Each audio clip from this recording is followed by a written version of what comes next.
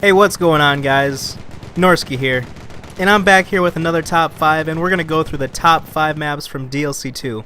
And the order of this top 5 is all based on my opinion, so when this video is done you can let me know what your favorite map is, or you can even list your top 5 maps from DLC 2.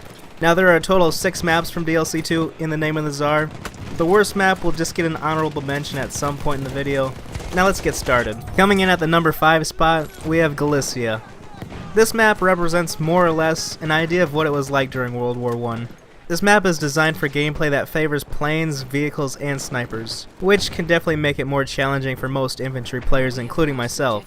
This map is one of the bigger maps of Battlefield 1. Now, excluding the river by Flag B and some of the trenches, the biggest characteristic about this map is a majority of the terrain is super flat and very open, which is perfect for the scout class.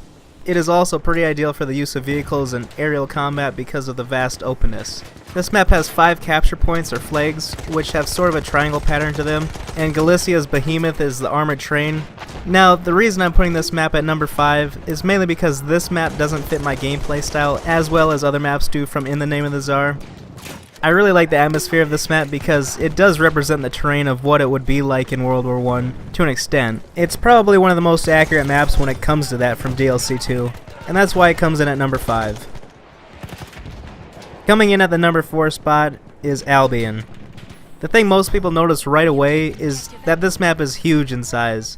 At the beginning of the game, the German team starts the match offshore on a destroyer, using small vessels to reach shore, while the Russians begin on land and must island hop. Now if you're on the German side and you need to get on a boat, you have to be pretty quick, otherwise you'll most likely have to swim for like 5 minutes or even redeploy. This map has a lot to offer just because of how massive of a map it is. Some people consider this map to be kind of a throwback to Battlefield 3 and 4, where the maps were generally much bigger. A nice thing about this map is it doesn't really have the problem of flag hopping, where a bunch of players capture a flag and run to the next. Control points B, D, and E are probably the most difficult to hold on this map just because of the traffic. Now the reason I put Albion number 4 is because it plays so much different than the rest of the maps in Battlefield 1. I also love the hilly terrain and just the overall layout of the map. As a whole, this map is a nice change of pace and it offers all around great gameplay. Coming in at my number 3 spot, it is Brusilov Keep. Brusilov Keep is just an enjoyable map to play in my opinion, and it has great gameplay for infantry players, as are most of the other maps in DLC 2. This map is named after the Brusilov offensive, which happened to be one of the most lethal offensives in history. Now, there are 4 capture points or flags on this map, 1 flag by each deployment, and 2 capture points along the Samara River. Flag B is right in between the 2 bridges that cross the Samara River, and this is definitely the most challenging flag to lock down and hold on to. I would not recommend crossing the bridges on this map just because you're visible from just about everywhere. It's probably as unsafe to cross these 2 bridges as it is to cross the railway bridge on Argonne Forest.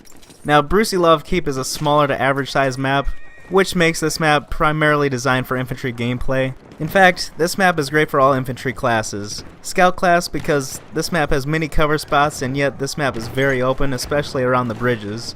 The assault, support, and medic because of the cover spots and many trails and buildings located all around the map. In many ways, this map is sort of like a snowy version of the Argonne Forest. And overall, this map is just a great addition to Battlefield 1, and that's why it comes in at number 3. Moving on to my honorable mention, the map that earned this title is Lubkow Pass. Yes, I know this has to be everyone else's favorite map, right? This image right here should prove that it's everyone else's favorite. Yeah, not really. But in all seriousness, this map isn't bad at all. It's just my least favorite among the rest of the maps from In the Name of the Tsar. Just for a little perspective, if Lubkow Pass was in DLC 1, I'd probably rank it in the top 3 or 4 compared to the rest from They Shall Not Pass. Now, at the number 2 spot, we have Tsaritsyn. I already know that probably half of the people will disagree with me putting this map as the second best for DLC 2, but I really don't care. Now, this map is tiny. It's probably the smallest map in all of Battlefield 1 so far, but it makes for a ton of action and not much downtime at all, especially if you're in the Cathedral. Tsaritsyn has 3 total flags or capture points, 1 flag by each team spawn and 1 flag in the center, which is the Cathedral. Now, this building is huge. In fact, it has over half a dozen doors or entryways to go inside it. The cathedral is also surrounded by demolished buildings and lines of barbed wire.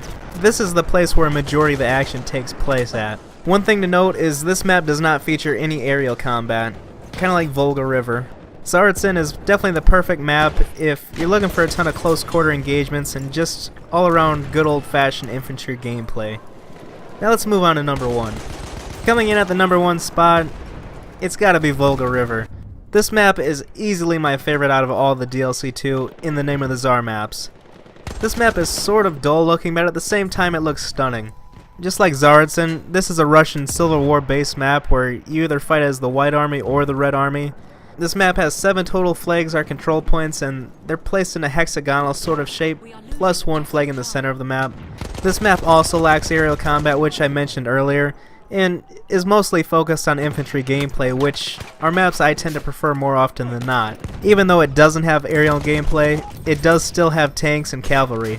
Another thing is, this map lacks any behemoth, which is kinda crazy, but I guess if you think about it, Tsar's the same way too.